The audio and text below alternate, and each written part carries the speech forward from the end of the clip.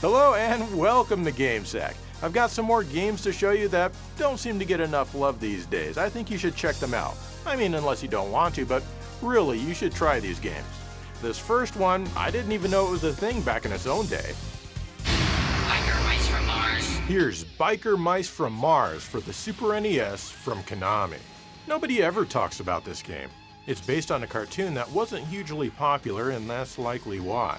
After we got Teenage Mutant Ninja Turtles, we had to have cartoon after cartoon featuring anthropomorphic animals with a niche skill. Samurai Pizza Cats, Avenger Penguins, Mighty Ducks, Kung Fu Dino Posse, Street Sharks, and of course, Biker Mice from Mars. I had never even heard of the show, and didn't even know that the game existed until, maybe 10 years ago? This is an isometric racing game, and when it comes to such titles, most people go on and on about rock and roll racing from Interplay. It gets all the love. Well, I'm here to tell you that Biker Mice from Mars is better in, basically every way. You choose from one of 6 different characters, and then it's off to the races. It features tank controls like other similar games, and this might take upwards of 3 to 4 seconds to get used to. The L and the R shoulder buttons scoot you to the left and to the right, similar to how these same buttons work in F-Zero. But it's always your biker's left or right, so if you're heading downwards to the left, you're probably going to press the wrong button accidentally. You'll need to use this exciting feature in some levels to keep from being blown off of the track, which is similar to one stage in F-Zero. Actually, a couple of different stages, because there's the wind stage and also the magnetic, and never mind. These buttons can also help you power slide around corners. After you complete a lap, you're armed with a weapon, and at first you only have 3 shots. Each character has their own unique weapon.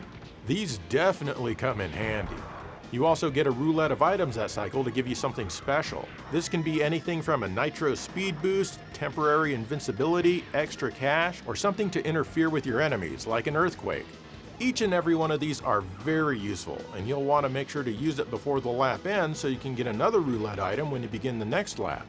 Between rounds, you can enter a shop to upgrade your bike with the money that you win. Shot will give you more shots to fire on each lap for your character's default weapon. Armor will make it take longer before your bike blows up. When this happens, it can really slow you down and put you way behind, but you're never out of the race. Tire and engine are pretty self-explanatory. Basically, you want everything, but if I had to, I'd concentrate on the engine and the tires just to stay ahead. The game can be tough sometimes, but fortunately, you get a password after every 5 races. Graphically, everything looks fantastic. It's well drawn and makes excellent use of bold and sometimes very bright colors.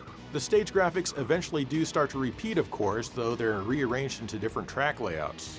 It looks a lot better than Rock and Roll Racing, and it moves at 60 frames per second compared to a wimpy 20 frames per second in Rock and Roll Racing. The sound and music here are both outstanding, one of the unsung heroes when it comes to sound quality on this console. Everything is very bright and extremely clean.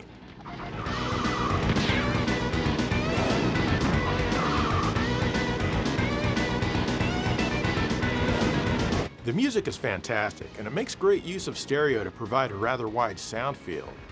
You also get split-screen 2-player simultaneous play and even a battle mode. As they do with pretty much all of their licensed properties, you can tell that Konami put a lot of love into this one. It's extremely fun to play, and as far as isometric racing games go, you just can't do any better on the console. It's pretty expensive these days though, even cartridge only. So if you must, find some other way to play it.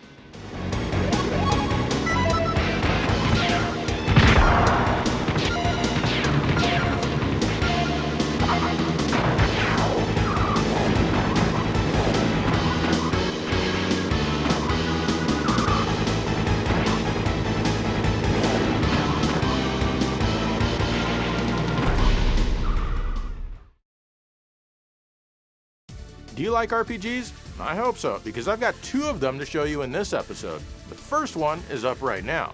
The second one, you're gonna have to sit through a bunch of non-RPGs before we get to that one. Sword of Vermillion on the Genesis is an RPG that's often overlooked. Long ago, bad things happened. Now, you're 18 years old. Your father dies, and that means you have to save the world. I mean, you didn't think that you were going to play as one of the idiots who just walks back and forth in town, did you? Your name is Joe Red, which is very similar to my name for some reason. Probably because you can name your dude. This game has most of the JRPG tropes that you'd expect from the time, but overall, it is a bit of an odd duck. The towns, shops, and all of that are as you'd expect. You get your typical overhead view, though you do walk perhaps a bit slow. It's slightly annoying that you have to open a menu and select talk instead of just bumping into an NPC and pressing a button. The shop menus and all that are typical and perfectly fine. But once you venture outside of town, you now have a window that shows the world in a first-person perspective. The movement here could certainly have better animation, but this game only uses 5 megs of memory. Or maybe this is just how your guy moves throughout his world, all chunky-like. Thankfully, you also have an overhead view to the right, otherwise it'd be super easy to get lost.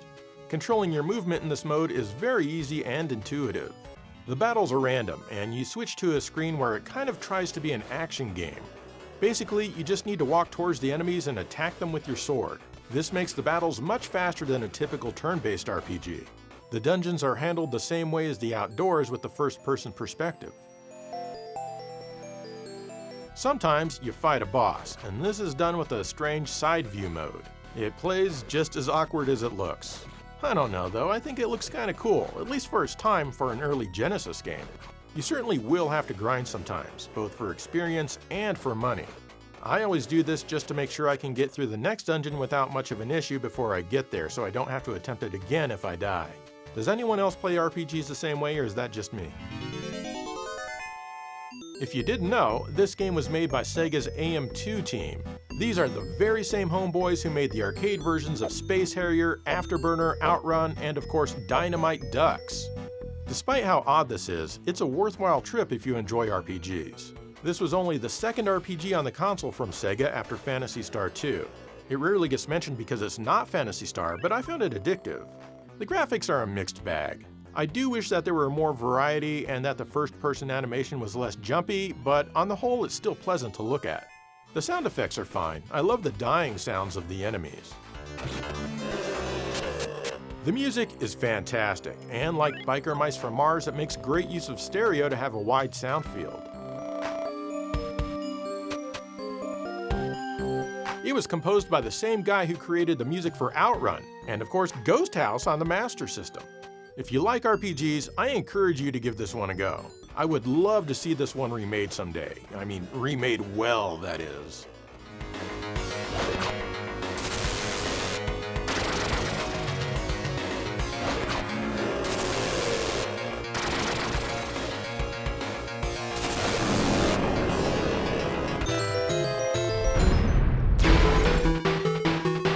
Ghost House on the Master System from Sega is a much better game than you might think after only trying it once. Nintendo may have Castlevania, but Sega has Ghost House. You play as Mick, and your job is to get the family jewels back from Dracula. And the only way to get those jewels is to kill Dracula. But in order to fight Dracula, you first need a key. Fortunately, the enemies drop keys with wild abandon.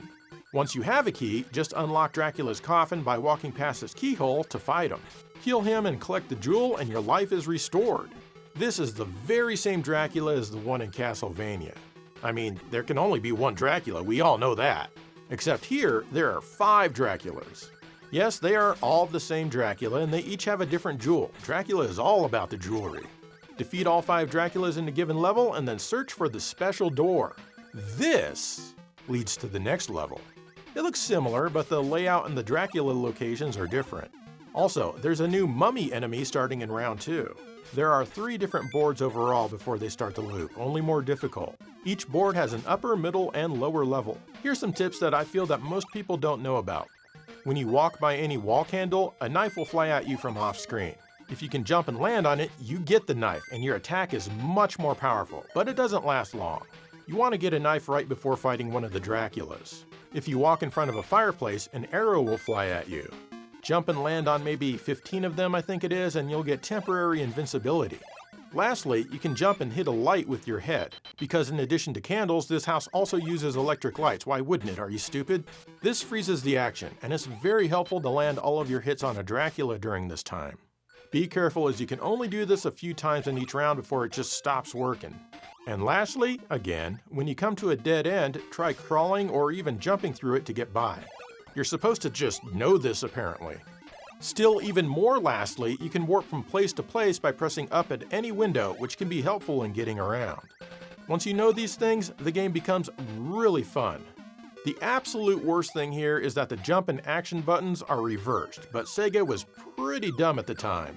Also, the music, which was done by the same guy who did Sword of Vermillion if you recall, isn't bad, but it never changes. I imagine that a lot of the limitations of this game are the result of it being on a card instead of a cartridge.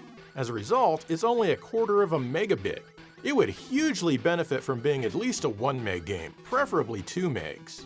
Stupid Sega!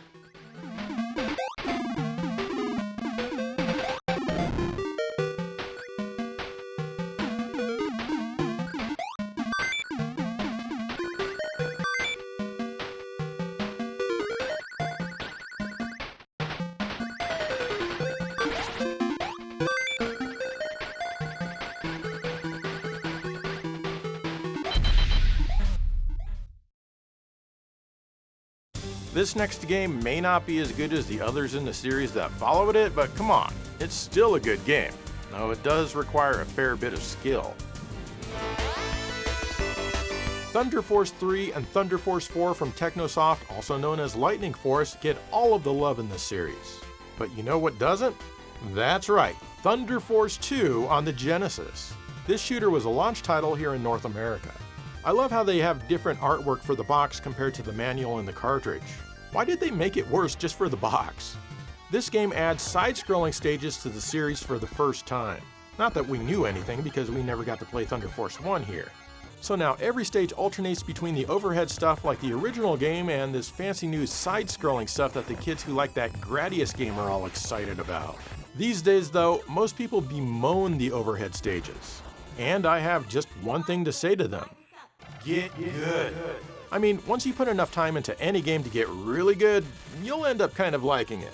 Sure, the overhead stages move fast and you can't slow down. You're always just zooming around, and the game gives you no idea on what you need to do. Well, I'm here to help you out and give you some tips.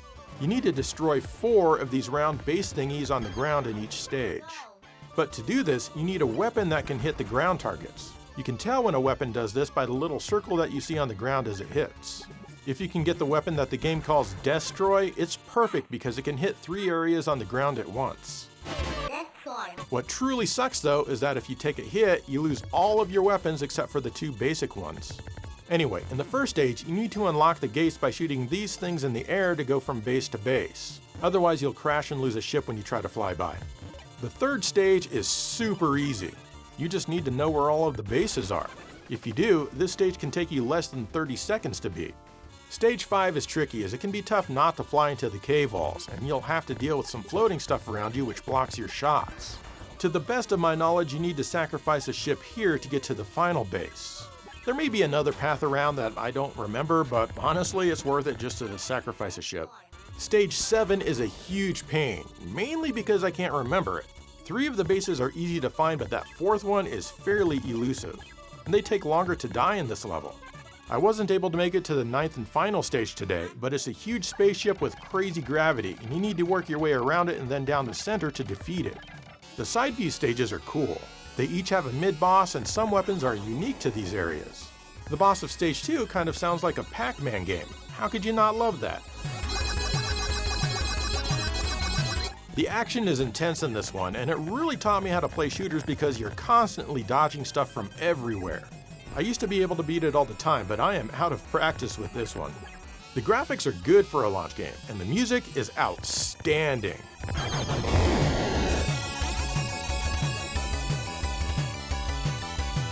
Even the silly voices sound clean, with none of the static or typical garbleness that people expect and demand from the Genesis. This version of Thunder Force 2 is also better than the original X68000 version of the game. That one has better background graphics, but honestly, that's really the only thing it does better. It plays much better on the Genesis, and that's what counts. And while I do feel that both Thunder Force 3 and 4 are better games, this one can still be a great time. I mean, unless you suck at it.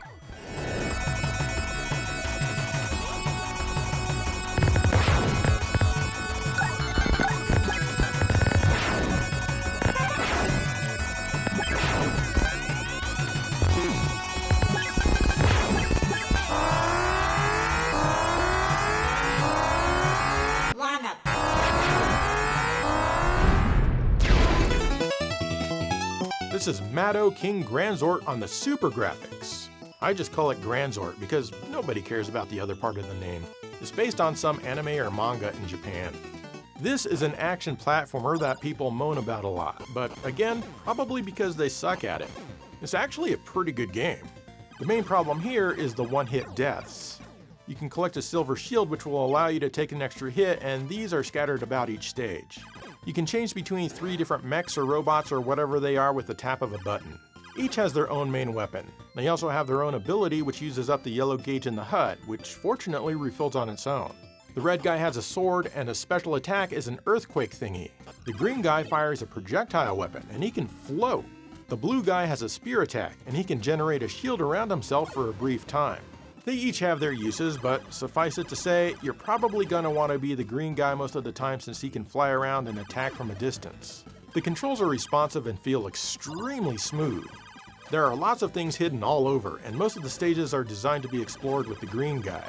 There are a couple of checkpoints in each stage. You're gonna learn where they are, trust me, because you will die a lot. Fortunately, there are 1-ups hidden all over the place. I recommend getting them because they'll go a long way to help you learning this game's many maze layouts. And since there are mazes here, you'll for sure love this game because gamers love mazes. Not all stages are mazes though. In fact, I'd say most aren't, but they're here for you, I guess. Sometimes you'll have to fight a boss. Bet you didn't think that would happen. Some of them take time to learn, but once you do, they become easy. For example, this stupid snake kept killing me, but then I discovered I could just bounce on him. Easy as pie, and pie is very, very easy and also quite delicious. One minor complaint I have is that when you have a shield, you're gray, so you don't know which character you are as you're switching between them. You're just supposed to be a fan of the show or the comic book or whatever it is and just know these shapes. It's certainly not game-breaking, just a hair annoying. The graphics are generally pretty good here, though certainly not mind-boggling. The unlimited power of the super graphics allows this game to have 2 background layers for parallax scrolling, which lets you know that video games are no longer just for kids. It also allows for more sprites without flicker, and sometimes these sprites love to surround you. The music is fine, nothing to complain about, but it's certainly not a classic soundtrack. This game certainly isn't perfect and it could use some polish, but it's still a good time. In fact, I will go on record and say that unlike most other consoles, the Super Graphics has no truly bad games.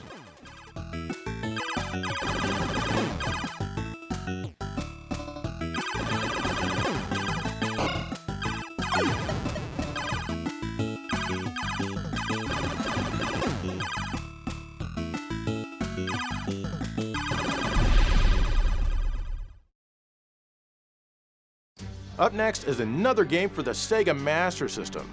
Yeah, I see a few of you are disappointed, but whatever. Anyway, in order to review this game, we need to go back when they first started coming up with the premise for it. And that's right, we're going back to March of 1983.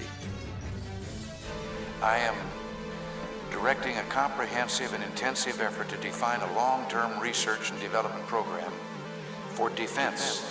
In March of 1983, President of the United States of America, Ronald Reagan, announced the Strategic Defense Initiative, or SDI.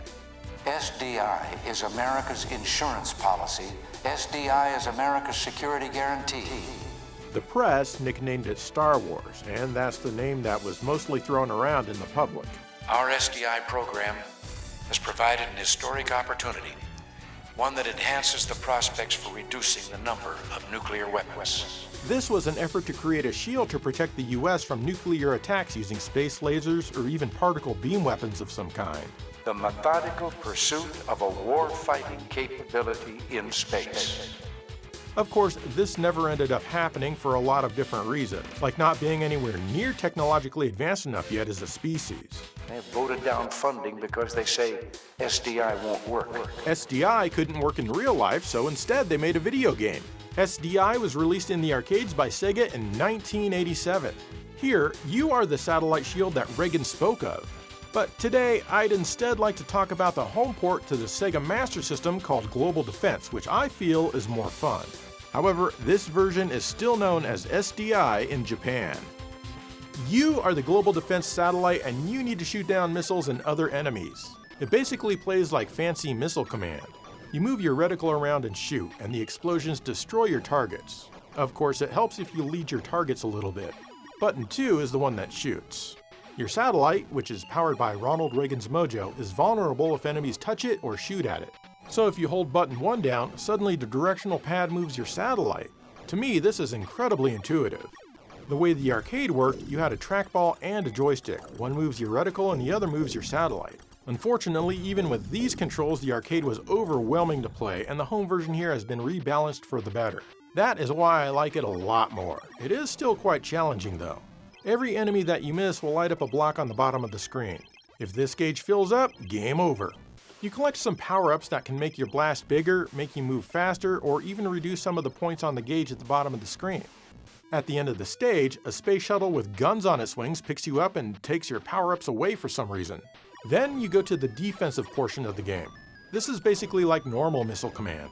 Here, you don't need to worry at all about your satellite getting hit, just zap all of the nukes that you can. Letting some of the nukes through is okay, of course, just don't let that gauge fill up. If you can, it might be a good idea to at least stop the nukes from hitting close to your house. If you shoot down everything in the offensive portion, you'll skip the defensive portion altogether because there's nothing left to attack you. I haven't played this game in a serious manner for a few decades, and I'm way better at it now than I used to be when I played it all the time. Probably my experience playing video games throughout the years is helping me here. I'm kind of sad though that Sega didn't allow for the sports pad trackball to be an option here. You can use it, but you're still limited to the normal 8 directions and 1 speed of movement. The graphics aren't bad for a 1 megabit game, but they keep reusing the same defensive graphics during the second half of the game. Unfortunately, the music isn't all that great. It never changes.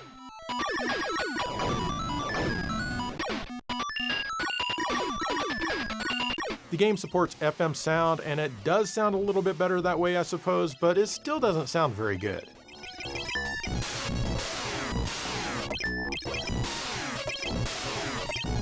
What's weird is that there's different music that plays in the game's demo. What the hell, Sega? Why isn't this in the game proper?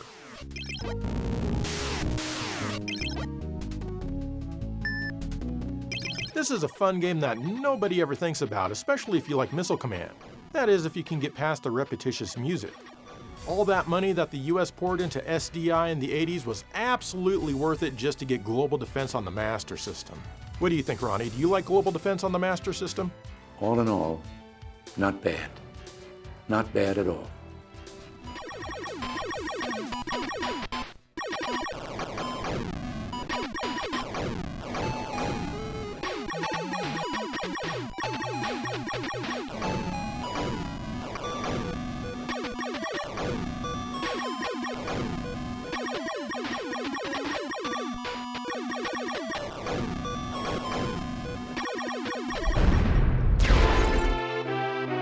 This is Lufia 2, Rise of the Sinistrals for the Super NES, developed by Neverland and published by Natsume. I played the first game, so I figured I might as well tackle the second one. And this one is a pretty big improvement over Part 1 in most ways. Right away, the graphics are very detailed and full of color, almost making Part 1 look like an 8-bit game. It feels like they put a lot more effort into this one for sure, yet it still doesn't get anywhere near as much attention as the big hitter RPGs on the console. Probably, I'm guessing, because it's not from Square or Enix, or Enix, how are you supposed to say that? I say Enix. But I digress. This is a prequel to the original game, and you play as Maxim. He's the guy referenced in the first game. Basically, there's evil around, and only you can save the entire world. Well, I mean, it'll be fine for 100 years until Lufia 1 happens. Your characters move around the map much more briskly in this one, and that is a very welcome change. You have random battles when walking around the overworld. Unlike the first game, the battles here have their own screen and graphic designs. The battles here are usually pretty quick and work somewhat similar to the first game. Fortunately, the characters here will no longer attack the air if the enemy that they originally aimed for died first. Another nice change is that the encounter rate here is much less insane. In the dungeons, the battles are not random. The monsters only move when you move. If you touch them, you warp into a battle scene. And here, the battles work exactly the same. However, you have an arrow that you can stun the monsters with if you want to walk around and avoid that particular fight. You can slash bushes with your sword just like in Zelda, but you can't harm enemies this way, even if they're stunned. You can also get other items like a bomb to open cracks in walls, also just like in Legend of Zelda. The shops here are also much nicer than the first game. You can press the X button to get a description of the item that you're about to buy. This also works in a menu, like if you find something that you're not sure what it is or what it does. Some of the equipment here has IP on it, and you can use this for a stronger attack in battles or even to heal you. It all depends on that particular piece of battle gear. You drain the IP meter when you do this, but it refills when you get attacked. I usually don't worry about this, as I don't find it a tremendously compelling feature. Eventually, the girl who likes you joins your party, just like in the first game. What's more are the capsule creatures that you can find. They help you in battle, and you don't control them at all. They just do as they do. Sometimes they may even eat one of your items. I didn't find these guys very interesting either, but better than nothing in battle, I suppose. Of course, you will need to grind a lot. Not as much as the first game though, but still a lot.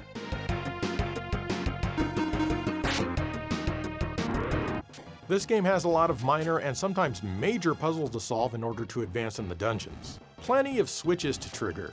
One puzzle even plays out kind of like columns, where you need to push the colored jewels around. Match 3 to make them disappear. But be careful, because there are 5 of some colors, and that means if you make 3 of them go away, you won't be able to get the remaining 2 because you need 3. Fortunately, you have a reset spell that you can use to reset the puzzles and also the enemies if there were any in that room. Graphically, I already mentioned how much I like the way this one looks. It really does hold its own with the bigger name RPGs on the console. Musically, it's also good, better than the first game, but it just can't compete with the likes of Final Fantasy and Chrono Trigger. That is a tall order, but still, I don't think you'll be disappointed in the audio experience here.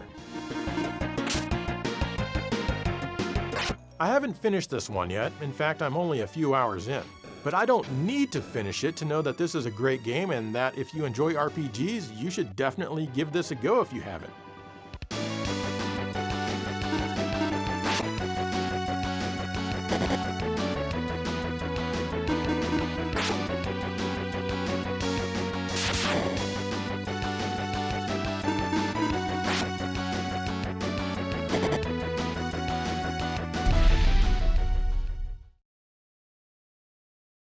And there you go, more games that deserve some love too.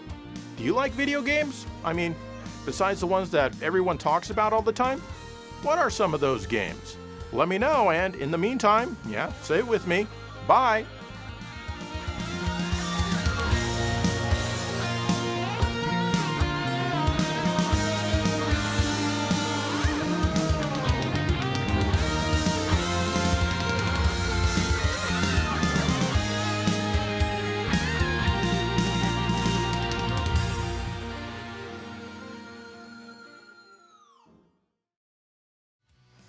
Oh, nice. Bad Dudes from Data East. I've heard about this one. Let's play. President Ronnie has been kidnapped by the ninjas. Uh-oh. I'm sure they mean President Ronald Reagan, who, as I explained in this very episode that you're watching right here, is more or less responsible for global defense, a very cool game on the Sega Master System. Are you a bad enough dude to rescue Ronnie? Hell yes I am, it's the least I can do. What with all the enjoyment that global defense has brought me, let's do this. Man, this game is easy, you just gotta kick all of these ninjas. Sure are a lot of them though. Give me back Ronnie, you damn dirty ninjas! That's right, Karnov, I'm gonna stab you. And I'll stab you again, and again, and again, until you are dead. Okay, stage 2. How the hell did I get on top of this truck? I'm just suddenly here? Okay. Oh crap, I just died, and I only have 3 lives. Got it. Man, this stage is slow. It's the boss. Ah crap, I died again. I was only allotted a 25-cent budget to rescue the President of the United States, and this is my last life!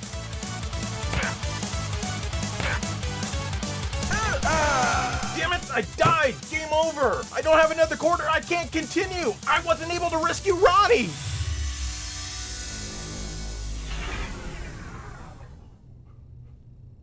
Was there a game there? I wonder what game it was. Probably would have liked it.